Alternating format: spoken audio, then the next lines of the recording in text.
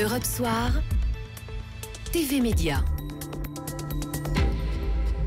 TV Média avec Eva Rock. Bonsoir Eva. Bonsoir Emmanuel, bonsoir à tous. Alors ce soir, vous avez mis votre plus belle robe pour nous emmener à Cannes.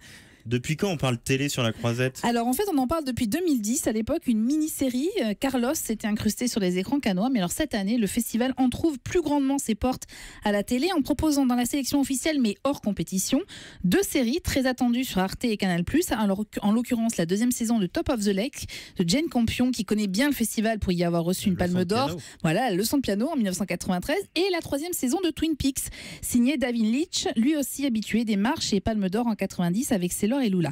Donc double événement sur la Croisette qui a vécu aussi une autre révolution, la sélection de 2 films financés et destinés à être diffusés uniquement sur la plateforme Netflix. On en a beaucoup parlé. Exactement. Des signes évidents qui prouvent que la frontière entre écrans de taille différente est en train de s'effacer au profit des contenus. On ne parle que des contenus. On va pas parler d'ubérisation quand même au Festival de Cannes, mais est-ce que ça pourrait devenir un événement qui va devoir s'ouvrir aux plateformes et à la télé? Alors, on n'y est pas encore, mais Cannes va vivre un autre événement. La ville a en effet décidé de créer son Festival international des séries, c'est-à-dire le pendant du Festival de Cannes auquel on assiste aujourd'hui pour les séries, et ça verra le jour en 2018 sous l'égide de Fleur Pellerin.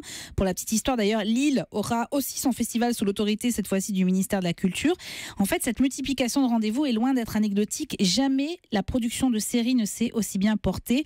L'apparition de nouvelles plateformes de diffusion a favorisé évidemment cette tendance. Aux États-Unis, par exemple, le nombre de créations a doublé en 8 ans.